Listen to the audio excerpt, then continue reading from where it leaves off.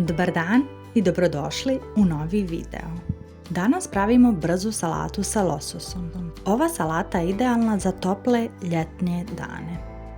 Za ovu salatu vam je potrebna šaka oprane rukole, zatim nasickani krastavac, cherry paradajz ili običan paradajz, zelena salata,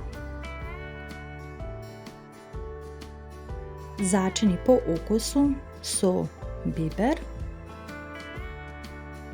crne ili zelene masline,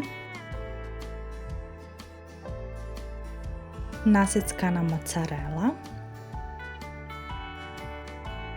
i na kraju dodajte 100 g dimljenog lososa. Sve sastojke fino promiješajte i sjedinite. U jednu činicu izmiješajte malo maslinovog ulja, vode, balzamika i zatim onda prelijte ovu salatu kao što vidite na videu. Hvala vam što ste pogledali još jedan video. Ukoliko vam se ovaj recept svidio, isprobajte ga, a mi se čujemo u narednom videu. Ćao!